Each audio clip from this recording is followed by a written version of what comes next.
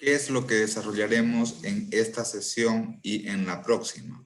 Vamos a ver la aplicación de un modelo econométrico, un modelo de valoración de activos de capital, el llamado modelo KPM. Para ello, esta sesión vamos a ver una presentación de manera teórica y de especificación de modelos econométricos. Y la siguiente sesión veremos la aplicación en un lenguaje de programación que vamos a utilizar, RStudio. Por lo tanto, para la siguiente sesión es importante tener RStudio. En el enlace de Google Drive adjunto se está anexando. En primer lugar, hay un documento de PDF, que es lo que veremos en este primer video, que es la especificación del modelo de valoración de activos de capital. Luego tenemos, de igual manera, tenemos el código econométrico que vamos a utilizar o para el cual podemos realizar todas las estimaciones de un modelo econométrico, que es un archivo o script en R. Por lo tanto, para ello necesitamos RStudio para poder correr el lenguaje de programación econométrica. De igual manera, tenemos la base de datos que se utiliza para correr el modelo econométrico, que es KPM Firmas Mexicanas, y por otra parte tenemos un archivo de bloc de nota, formato de texto, donde están las principales salidas econométricas del lenguaje de programación, ¿no?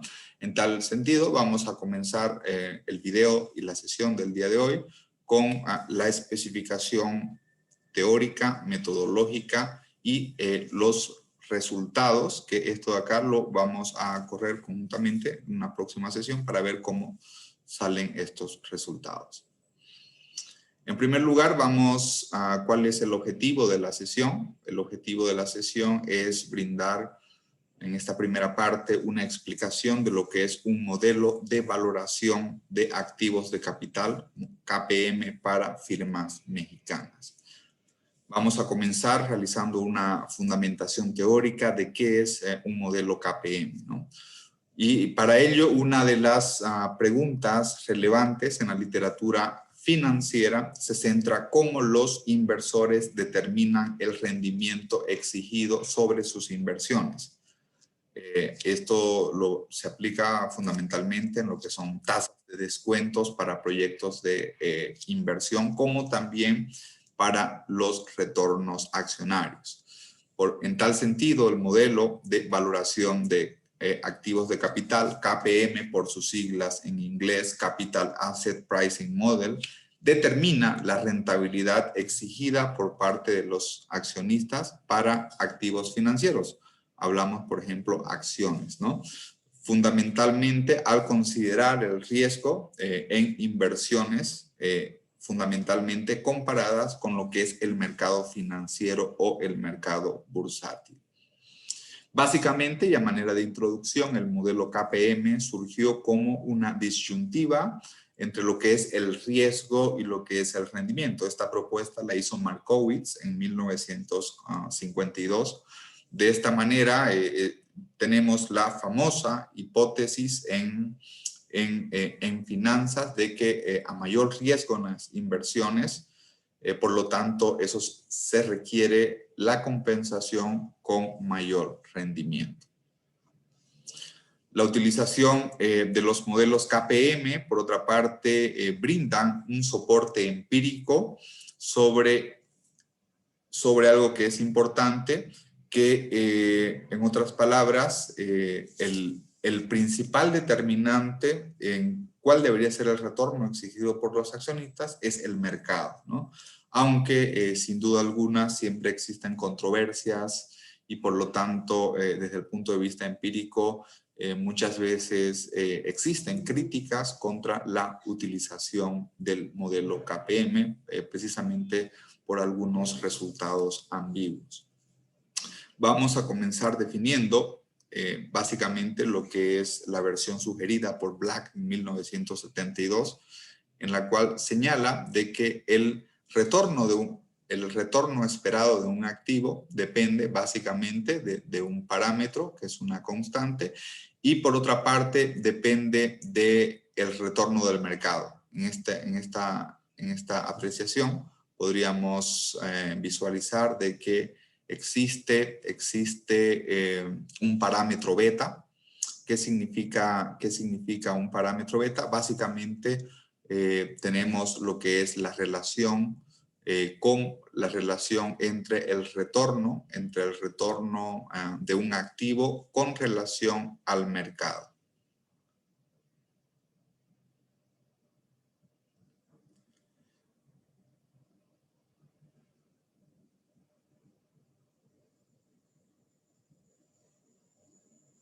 Y de esta manera podemos explicar que la varianza, el parámetro beta, se denota por la covarianza que existe entre el retorno del activo o el retorno de una acción, por ejemplo, y el retorno del mercado dividido entre la varianza del retorno del mercado. Dicho de otra manera, estamos hablando de que el parámetro beta es una relación de varianza-covarianza, varianza del retorno al mercado y covarianza o relación entre el retorno del activo y el retorno del mercado. En este caso, esta constante no es Y, ¿no? Es una letra griega que significa gamma. En tal sentido, esta fue la propuesta inicial que realizó Black. Y un poco viendo lo que es la notación, ¿qué significa este término de acá? Este término significa esperanza. Por otra parte, el símbolo o la notación de Cobb significa covarianza y la connotación o la notación de Barr significa la varianza, ¿no? Por otra parte, ¿qué significa R sub I? R sub I significa el retorno de un activo financiero, de una acción en la economía, por ejemplo, el rendimiento de la acción de una empresa. Y RM, por otra parte, significa el retorno del portafolio del mercado. También podemos decir el retorno del mercado bursátil o del mercado financiero.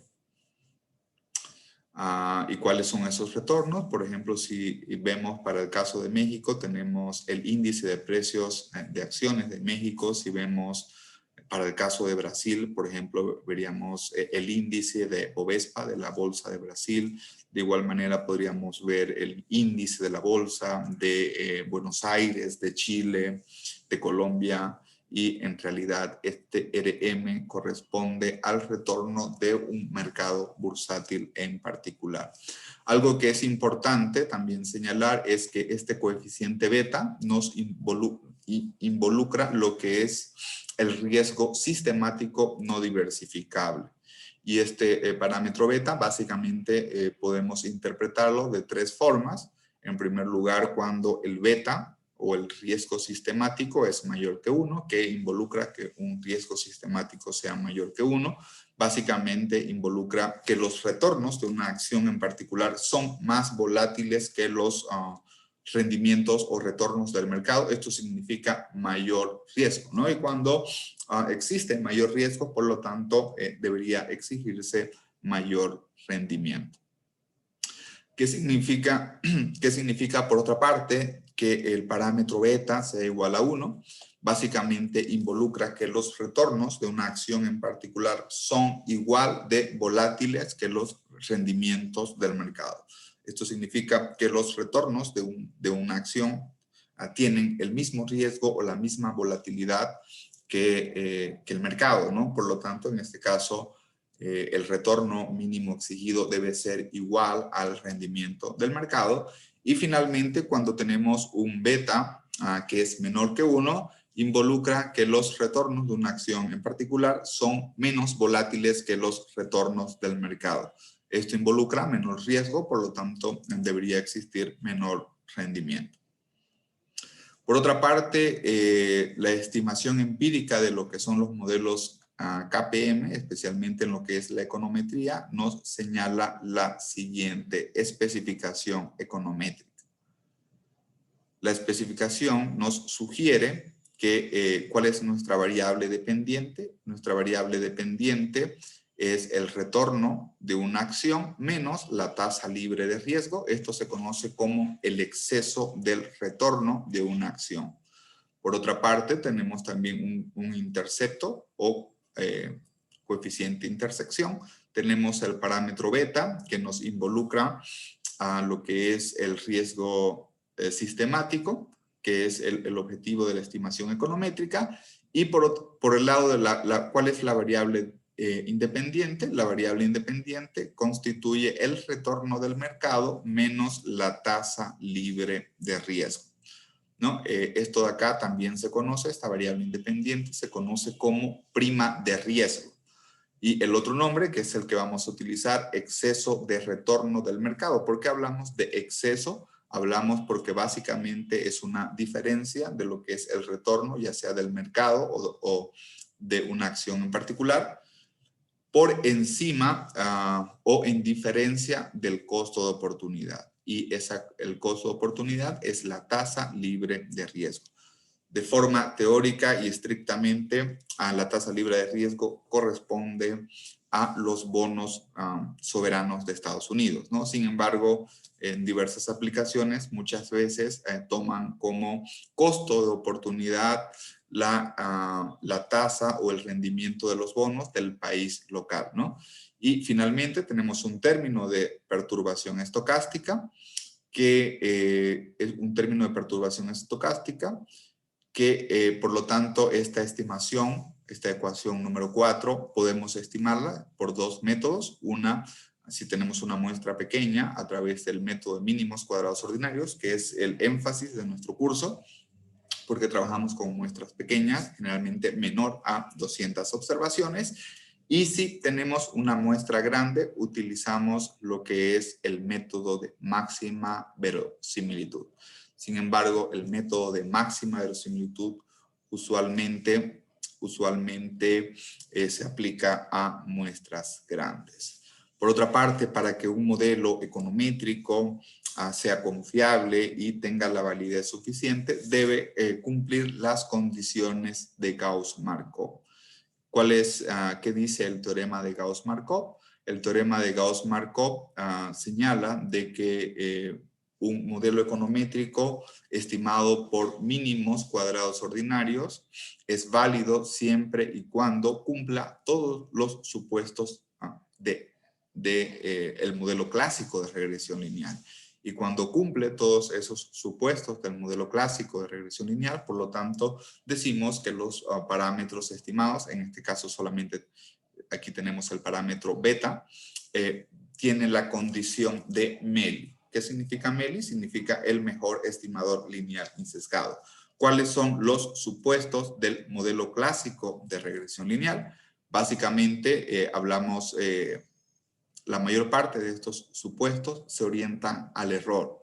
El primer supuesto fundamental es que el término de error, o también conocido como término de perturbación estocástica, debe tener una distribución idéntica e independientemente distribuida de forma normal. ¿Qué significa esta distribución normal? Básicamente que los errores tienen un promedio o una media de 0, y por otra parte involucra también de que la varianza del error es constante. Esta expresión número 5 involucra lo que es el supuesto de normalidad en la distribución de los errores. Otro supuesto importante es que en promedio la esperanza de los errores es igual a 0. Eso significa de que no existe ninguna relación entre lo que es el término de error y la variable explicativa. Por otra parte, también se asume al ser la esperanza o el valor promedio de los errores igual a 0, también se asume que existe una covarianza, existe cero covarianza, cero relación entre los errores y la variable explicativa. No existe ninguna relación, y esto desde luego es para todos los términos observados del error. De forma adicional, también se deben cumplir otros supuestos econométricos. En primer lugar, de que no existe cero covarianza entre el término de error sub t y el error anterior. Esto significa de que no existe autocorrelación, los errores no están correlacionados. De igual manera, también se debe cumplir el supuesto de que no existe una relación entre los errores elevados al cuadrado. Esto significa de que no existe un proceso de heterocedasticidad autorregresiva condicional. Y finalmente tenemos el supuesto de que los errores, la varianza de los errores es una constante. Esto significa de que los errores del modelo econométrico son homocedásticos. Algo que es importante mencionar es que para esta condición inicial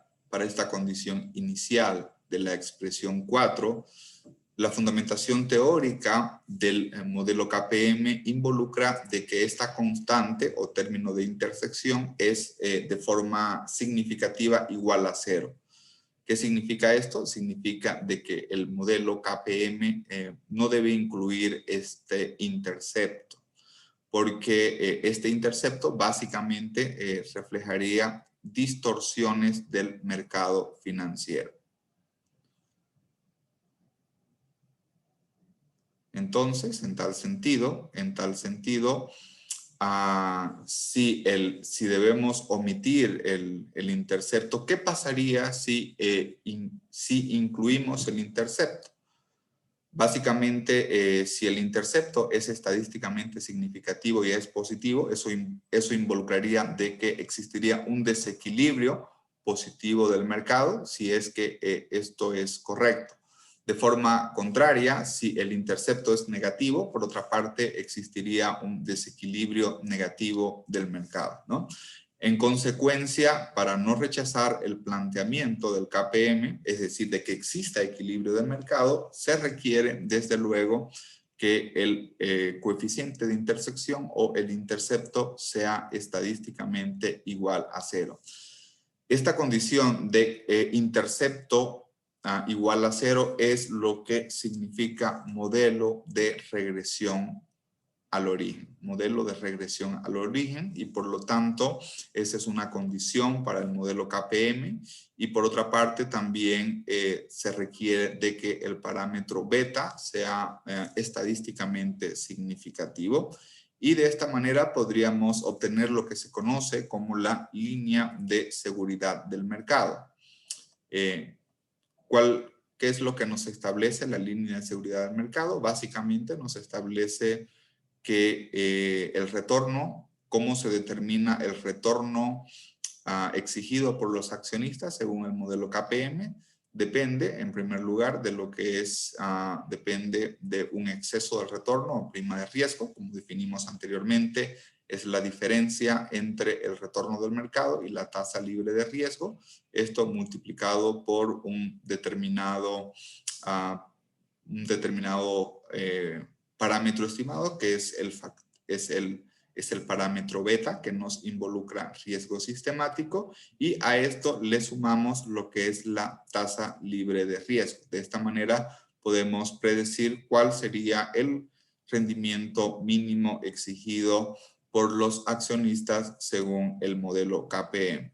Para efectos de estimación econométrica, hacemos una transformación en la variable dependiente en el cual aquello que está sumando en el lado derecho pasa al lado izquierdo a restar, y por lo tanto la expresión 13 va a ser el modelo econométrico que vamos a estimar.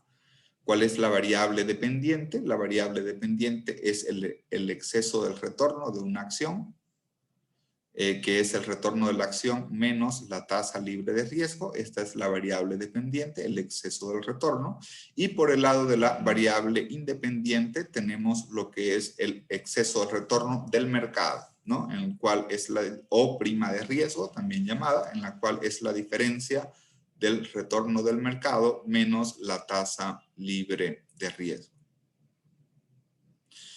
Esto, aquí estamos asumiendo de que el retorno de la acción únicamente es determinado por el mercado. y hablamos de exceso porque en ambos casos, por la variable independiente y por la variable dependiente, consideramos el costo de oportunidad, que es, el retorno de los bonos del tesoro. Bien, entonces, ¿cuál es la aplicación econométrica que vamos a ver en esta sesión y en la próxima? Básicamente vamos a ir al segundo punto una vez que hemos definido lo que son nuestras variables de análisis. Y para ello vamos a ver lo que es el segundo punto, que es el análisis de datos.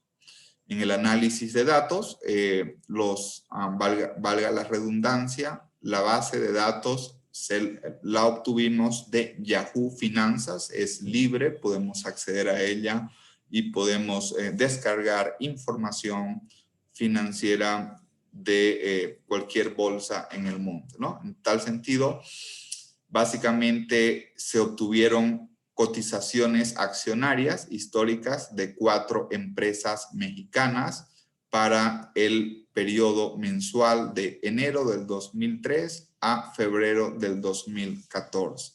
¿Cuáles son estas 4 empresas mexicanas? Una es Cementos de México, Cemex. Una segunda empresa es el Grupo Financiero Inbursa, llamada también Finbursa. Aquí falta una R. La tercera empresa es Kimberly y la cuarta empresa es Walmart. ¿Cómo podemos, qué variable podemos determinar para poder incluir lo que es, o poder medir, tratar de medir lo que es el retorno del mercado? Básicamente el retorno del mercado está en función del comportamiento del índice de precios compuesto accionario, esto significa IPC, de la Bolsa Mexicana de Valores. Dicho de otra forma,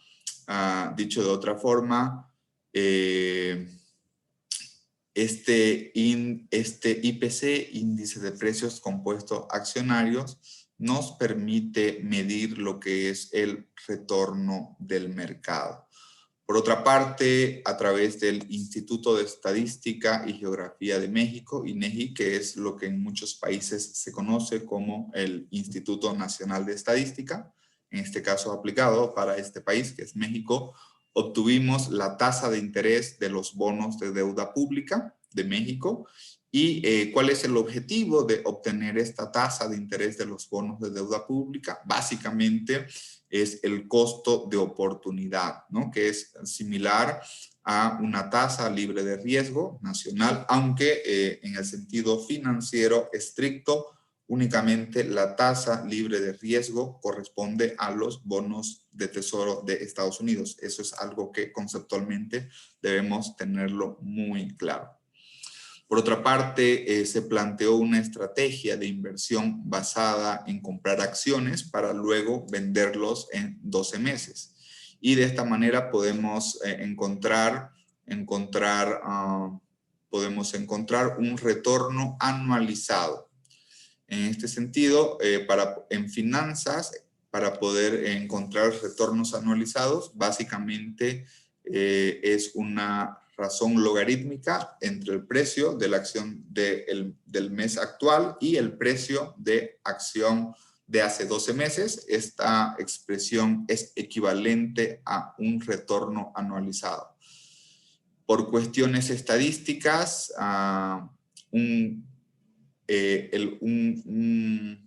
una diferencia logarítmica es equivalente a un cambio porcentual, y por razones estadísticas esta forma de hacer el cálculo de variación porcentual tiene predominancia sobre el cálculo tradicional que conocemos para sacar un valor porcentual, que consiste en restar el valor final menos el valor inicial dividido entre su valor inicial y multiplicarlo por 100. Esa es la forma tradicional de cómo podemos calcular un valor porcentual, ¿no? En este sentido, esta es una alternativa que por cuestiones estadísticas tiene mayor preferencia y se utiliza en las finanzas.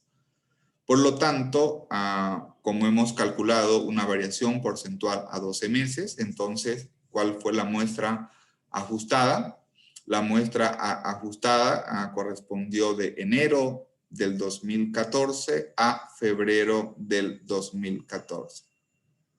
Otro elemento importante cuando hablamos de tendencia, especialmente en economía y finanzas, básicamente hay tres tipos de tendencias. La primera es sin rumbo, no podemos identificar si una serie tiene un rumbo definido, por lo tanto es una caminata aleatoria pura. Luego tenemos series que tienen rumbo al alza, este es otro tipo de tendencias, y finalmente tenemos series que tienen rumbo a la baja, ¿no? Entonces, un poco para visualizar, en primer lugar, cuál fue el comportamiento del mercado accionario. Este es el índice de precios compuestos de acciones del mercado mexicano. En otras palabras, lo que está con color celeste es el comportamiento que tuvo el índice de precios de las acciones del mercado financiero. Esta serie IPC accionario del mercado financiero la vamos a utilizar de forma posterior para conocer el retorno del mercado. Por otra parte, lo que está con color naranja y lo que está con banda de confianza es básicamente lo que nos reflejaría el comportamiento tendencial de largo plazo. ¿Qué es lo que podemos apreciar en esta gráfica? Básicamente de que hay periodos en el cual el comportamiento el comportamiento accionario del mercado de valores mexicano estuvo por debajo de su tendencia. Existen periodos también que está por encima de su tendencia. Hay una fuerte caída, esto alrededor del 2009. ¿Qué sucedió en el 2009? Básicamente la crisis financiera. Y finalmente tenemos un comportamiento con fluctuaciones bastante marcadas, lo cual es muy característico en los mercados financieros.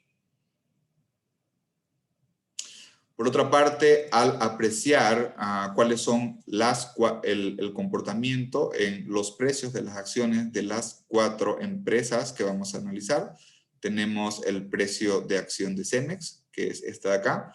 De hecho, es el precio de acciones que refleja mayor volatilidad, mayor variabilidad. Tenemos un periodo del 2004 al 2008 con un ascenso significativo en el precio de las acciones de Cemex. Luego, con la profundización de la crisis financiera entre el 2008 y el 2009, posiblemente fue una de las empresas que, por las condiciones de la economía mexicana y de la economía mundial en la época, tuvo los mayores efectos, lo cual inclusive se prolongó en el tiempo, y después, ya a partir del 2012, ha existido una tendencia a la recuperación en los precios. Sin embargo, los últimos precios observados todavía no alcanzan los niveles más altos. De igual manera, también tenemos en el caso de otras empresas, por ejemplo, en el caso de Finbursa, que a lo largo del tiempo ha tendido valga la redundancia, una tendencia al alza, de igual manera con fuertes, también con fluctuaciones. De igual manera, tenemos también el precio de la acción de Kimberly y tenemos, por otra parte, el precio de la acción de Walmart, ¿no? Estas son las 4 acciones que vamos a considerar y que, por lo tanto, vamos a estimar 4 modelos KPM. Un modelo KPM para Cemex, un modelo KPM para Finbursa, un modelo KPM para Kimberly y un modelo KPM para Walmart.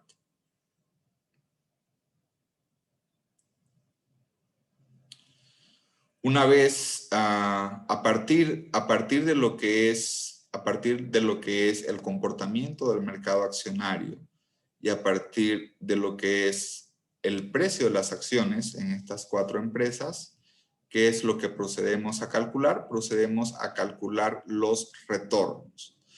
Podemos calcular el retorno de cada empresa, el retorno de Cemex, el retorno de Finbursa, el retorno de Kimberly, El retorno de los bonos del tesoro, de hecho, tiende a ser como una constante, aunque en otro gráfico posterior vamos a ver que no es tan así.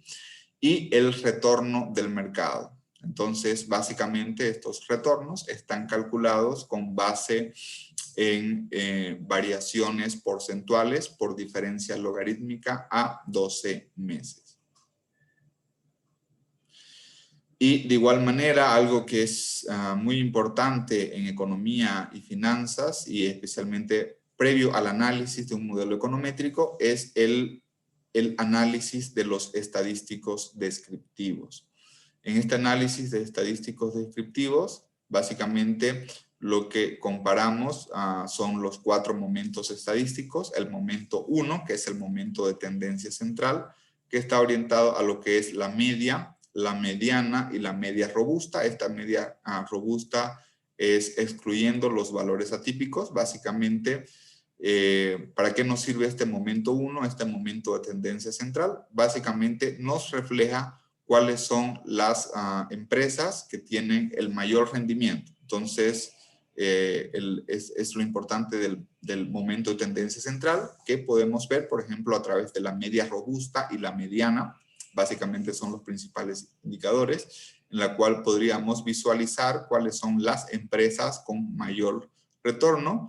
Y por otra parte, también podemos apreciar cuál es la empresa que tiene el menor retorno, e inclusive podríamos compararlo también con el mercado. Dentro de las estadísticas descriptivas podemos ver también lo que es el momento 2. El momento 2 está relacionado con lo que son medidas de dispersión. Hablamos de la desviación estándar, hablamos del coeficiente de variabilidad. El coeficiente de variabilidad es una razón entre la desviación estándar y la media. Y por otra parte, tenemos también lo que es la desviación absoluta de la mediana, el valor mínimo observado, el valor máximo y el rango, que es la diferencia entre el máximo y el mínimo, así también como el error estándar. Básicamente, ¿para qué nos sirve el momento 2, que es el momento de dispersión? Nos sirve para medir el riesgo. Usualmente, en finanzas, ¿qué es el riesgo? El riesgo se mide por la desviación estándar, es decir, aquellos activos que tienen mayor desviación estándar son los activos más riesgosos. De forma contraria, los activos que tienen la menor desviación estándar son los menos riesgosos, ¿no?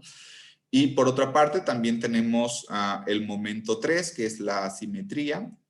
La asimetría, y el momento 4, que es la kurtosis. Cuando el coeficiente de asimetría es igual a 0, esto involucra de que los retornos están distribuidos de manera simétrica.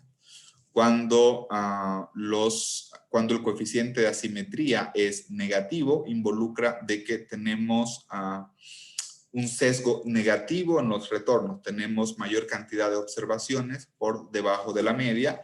Y por otra parte, cuando tenemos coeficiente de asimetría positivo, involucra de que existe un sesgo positivo en los retornos. Esto significa que tenemos mayor cantidad de observaciones en el retorno por encima de la media, ¿no? Y finalmente, la kurtosis, que es el momento 4, también lo podemos interpretar con el riesgo. Para el caso de R, el punto de referencia es 0. Si la kurtosis tiende a un valor cercano a 0, eso involucra de que la distribución o pesadez de las colas está uniformemente distribuida con una tendencia a la distribución normal.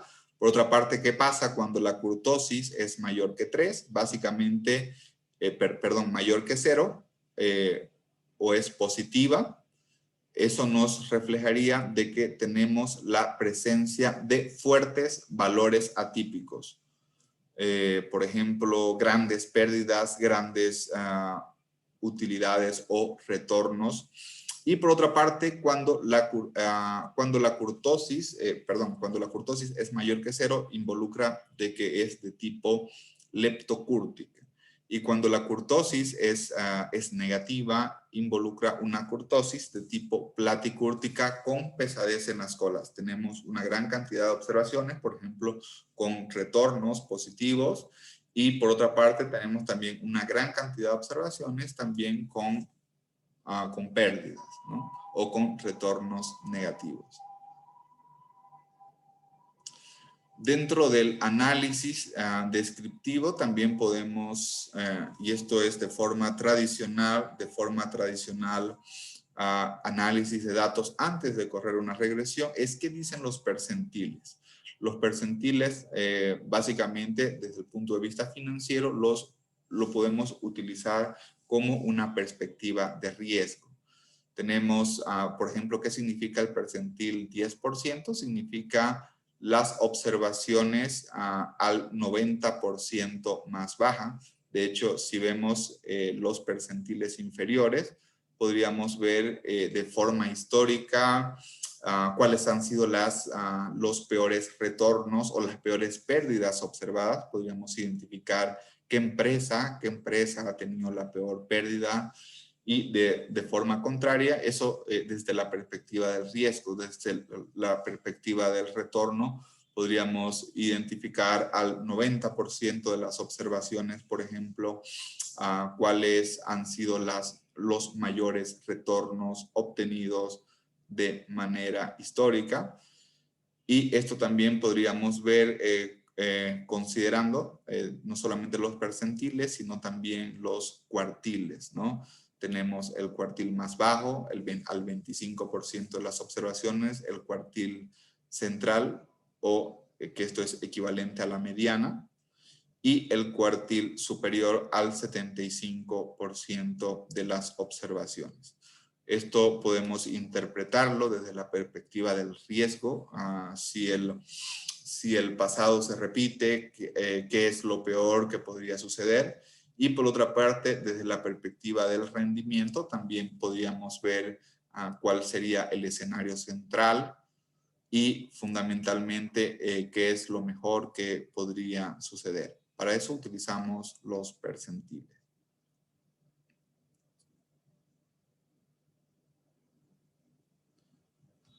Dentro del análisis previo a lo que es la estimación del modelo econométrico, debemos realizar un análisis de correlación. Tenemos el retorno del mercado y tenemos los retornos de las empresas, ¿no? El retorno de Walmart, el retorno de Kimberly, de Finbursa, el retorno de Kimberly y el retorno de Cemex. El coeficiente de correlación está entre -1 y 1. En este caso, los coeficientes de correlación son positivos. ¿Qué significa positivos? Significa de que existe una relación estadísticamente significativa entre las variables. Cuando tenemos, y por otra parte, tenemos el nivel de significancia estadística. Para este caso en particular, que es una salida de ERE, 3 asteriscos significa un nivel de significancia estadística al 0.1%, o que esto es equivalente a un nivel de confianza del 99.9%.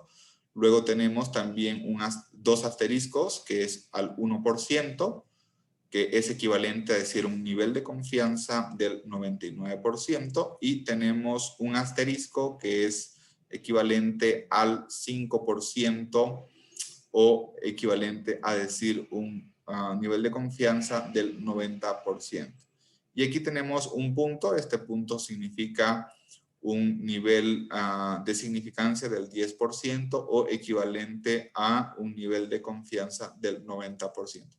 Esto usualmente es la interpretación de cómo ERE lo relaciona. Y por ejemplo, aquí, ¿cuál es el resultado en este coeficiente de correlación? Por ejemplo, si comparamos la asociación que tienen los distintos retornos accionarios con el mercado, básicamente vemos de que la mayor asociación es de Walmart y es de Cemex, ¿no?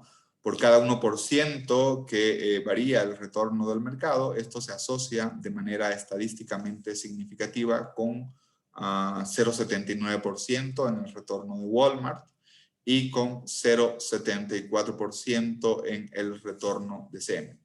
¿Qué significa esto? Esto es estadísticamente significativo al nivel del 0,1% o al nivel del 99,9% de confianza. Esto significa de que, por ejemplo, si el retorno del mercado se incrementa en 1%, el retorno de Walmart se va a relacionar con un aumento en 0,79%. Dicho de otra manera, si el retorno del mercado baja en 1%, esto se va a relacionar de manera estadísticamente que el retorno de Walmart va a disminuir en 0,79%. Por otra parte, también podemos evidenciar a través de las correlaciones de que no existe una relación estadísticamente significativa del retorno del mercado con Finbursa y con Kimberly. Bueno, con el caso de Finbursa existe una relación débilmente significativa al 10% de significancia estadística. Sin embargo, con Kimberly no tiene los coeficientes, no tiene los asteriscos, por lo tanto, esto involucraría de que cuando no hay asterisco, no hay una relación estadísticamente significativa entre el retorno del mercado y el retorno de Kimberly.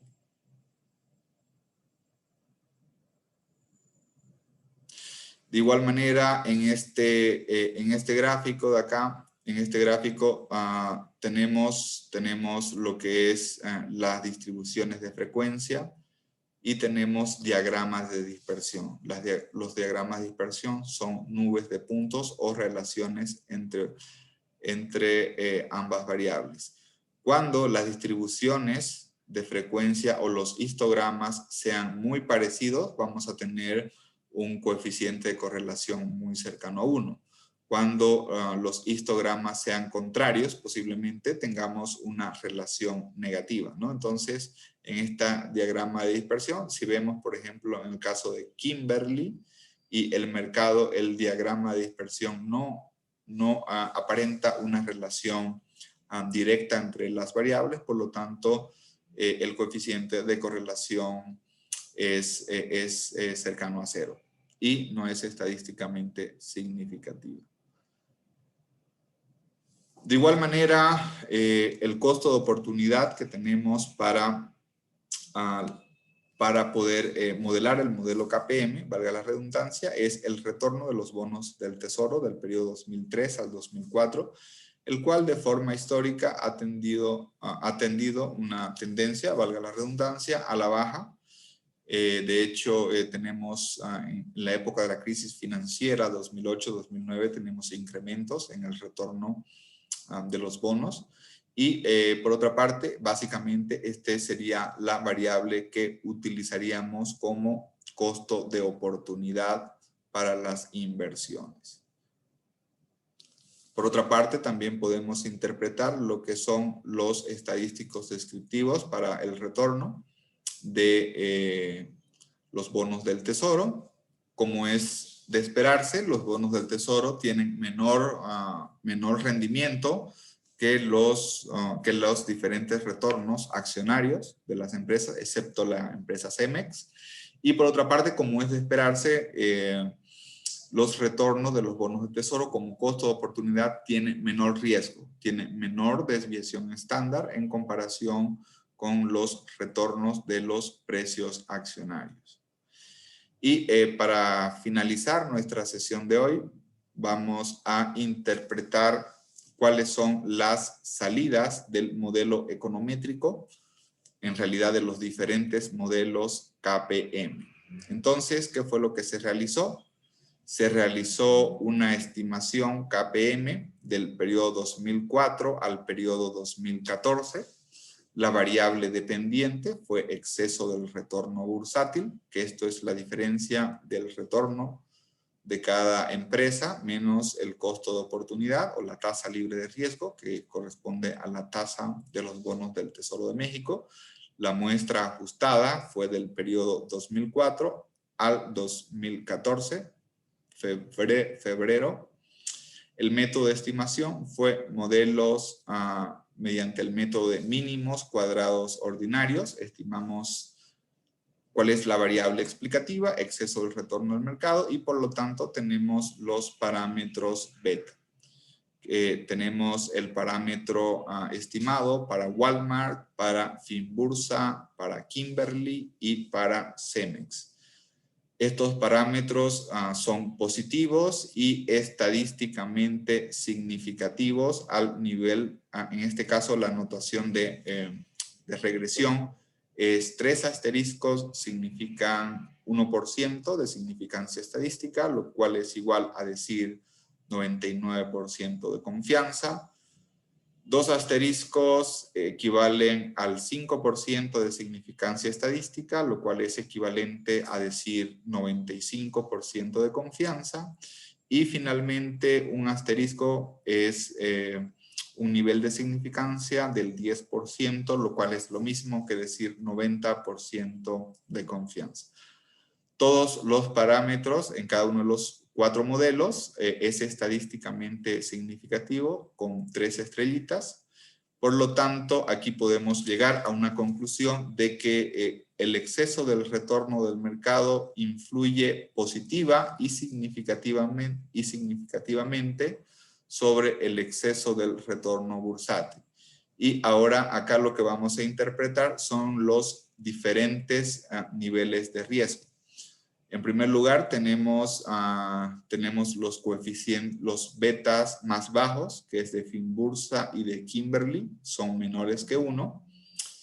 Y luego tenemos el siguiente parámetro, que es el parámetro de Walmart, que es de 0,76. Y finalmente tenemos el beta de Cemex, que es el más alto, ¿no? Acordemos cómo interpretamos con relación si es menor que 1, si es igual que 1 o si es mayor que 1. En esta segunda línea, entre paréntesis, corresponde a los errores estándar de los parámetros, que básicamente es la variabilidad del parámetro estimado. Tenemos 122 observaciones, tenemos la bondad de ajuste, que va entre 0.11 y 0.68.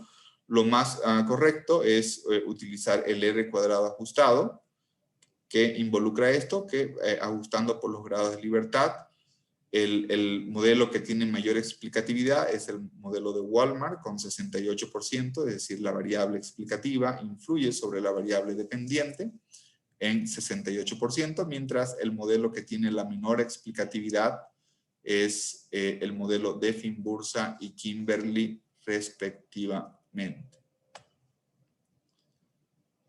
Por otra parte, con un análisis econométrico también podemos realizar un intervalo de confianza al 95% para los parámetros de riesgo sistemático o el parámetro beta, por lo cual tendríamos el valor mínimo y el valor máximo al 95% de confianza. Y si queremos hacer remuestreo de los intervalos de confianza, también podemos realizar algo que se conoce como simulaciones bootstrap, ¿no? Que también nos van a dar un intervalo de confianza con mayor cantidad de simulaciones para obtener los intervalos de confianza del riesgo sistemático.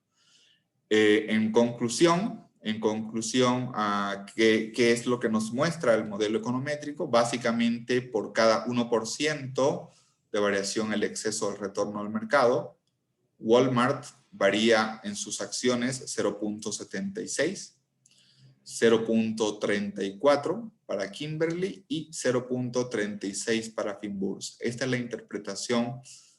interpretación de los parámetros beta del modelo KPM, interpretado que estas 3 empresas, Walmart, Kimberly y Finbursa, tienen un riesgo sistémico de menor volatilidad que el mercado. Para el caso de Cemex, es lo contrario, ¿no? El parámetro beta es mayor que 1, por lo tanto, podemos interpretar que por cada 1% que varíe el exceso del retorno del mercado bursátil mexicano, esto genera 1.15% de variación en el retorno de CEMEX.